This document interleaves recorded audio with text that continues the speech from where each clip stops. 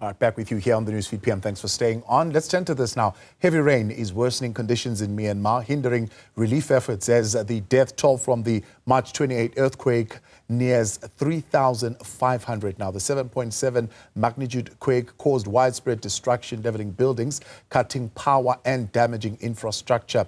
The hardest hit areas include Saigon near the epicenter and Mandalay, Myanmar's second largest city. For more insights, we are joined now by Sibonelo Myeni, a South African citizen living in Myanmar. Sibonelo, good to have you. Thank you very much for coming on. Are you literally living in a crisis situation right now, and what is it like? Right now, I'm in another city because our school made arrangement for us to be transported to that city in connection with the U.S. Embassy. But being in Mandalay is a real nightmare now because you can smell dead bodies when I left. And what is the kind of intervention that you have been seeing, at least in the time that you were there, that was coming in to assist? We've been in touch with the South African Embassy, which is based in Thailand, and they also made arrangement. I think it was a coincidence that our school and the South African Embassy made the same arrangements. So we're able to be transported from Mandalay to Yangon. Yeah. How do you think, I mean, you managed to escape this disaster? I mean, what was happening at that time? Well, I was inside the classroom waiting for my next period. There were no kids inside my classroom, so it was just me. Yeah. And then the building started shaking violently, as if it's made out of a rubber band or something. So just I couldn't make the sense of it for the first 10 minutes. For first 10 seconds, and then after that, I thought about hiding under the table, which I did, and which was impossible because there was very little space under my desk, so I couldn't hide in there. I could only hide my head and my shoulders, and that's it. And then when it stopped, I think 20 minutes later or 30 minutes later, I ran out of the building and joined other students and teachers who were already outside. Did anybody know you were there? Yes, they knew I was there because it was during work time. And at that particular point, I mean, did it come to your mind that, look, if anything happens here, they will know where to find me, even if I was to get under that small table? At that moment, my mind was just in a state of shock. I didn't think about all those dynamics. Yeah. Is this something that would be usual? I mean, earth tremors in Myanmar, and maybe with very little impact, or is it something that you experienced for the very first time? I've experienced it, but it was very little tremors last year when I was in Yangon. But this one was just on another level. It was really scary. Yeah. Talk to us about the scale of that crisis. I mean, when you eventually then got out and joined the rest of your colleagues, what did you see around you? What had been the impact? Well, in our school, there was no damage. There were zero injuries, but I could hear ambulances outside wailing in the distance, and it sounded like a busy scene. And then we were let go around 3 p.m. to go back to our apartment. And I happened to stay in Sky Villa where I had left my girlfriend that morning. when I got there, it was so devastating to see, because especially our section of the building took most of the impact, I think. So it collapsed onto the right side, and a lot of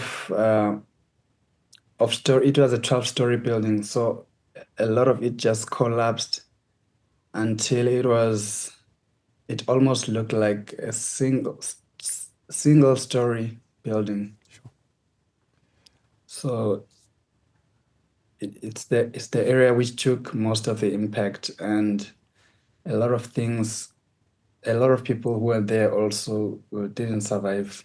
Yeah. I mean, Sibonelo, that means that everything that you would have worked for would have also perished in that particular crash of that building. What kind of possessions would you have lost?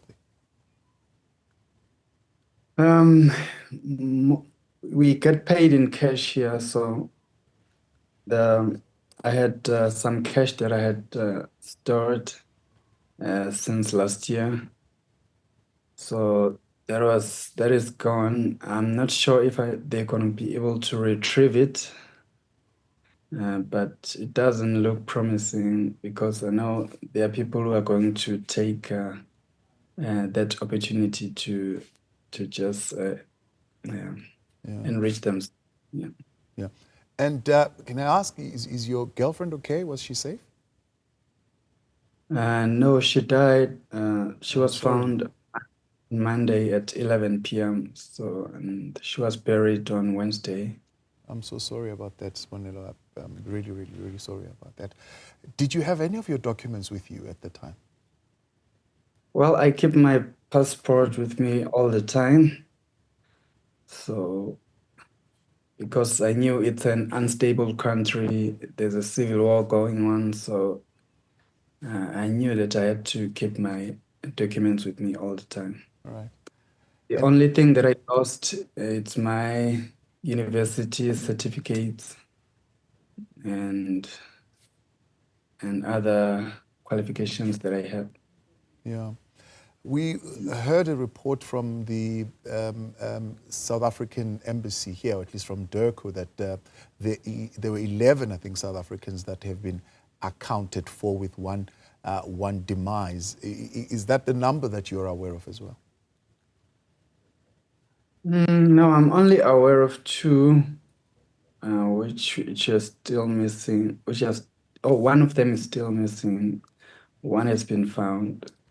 But a lot of South Africans that I know survived. So we've been in contact with each other. Yeah, yeah, yeah, yeah. And what is the process now that is being undertaken by the consulate that is assisting you?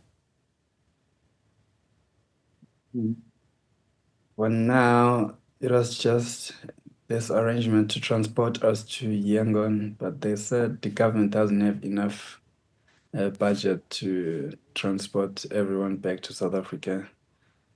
So you're just waiting. But for me, it's okay. My school has been very supportive, and they are taking good care of us. And they've arranged accommodation in Yangon. So Yeah. that's where I am right now. So you're saying it's now up to individuals, for example, yourself, if you would have wanted to come back to South Africa, to make those arrangements for you to come back? Yes. It's up to each and every one of us to make those arrangements. So I don't think the embassy will get involved in that. Where is your mind at this particular point? And do you want to come back? Are you still wanting to stay there and continue what you had come there to do? I'm going to stay and continue what I came here to do here, because I mean, these things can happen anywhere in the world, and you can never predict it. Yeah.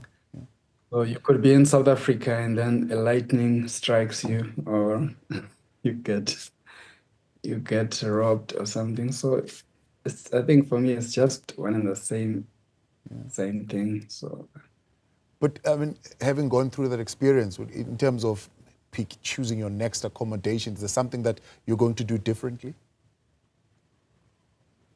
For now, I don't want to be in a high rise building, but in my current building, it's not that bad because I'm on the 3rd floor, and this is like a four-story building, so it's not that high. So yeah, that's what I will do differently next time. Sibonelo, I appreciate you talking to us.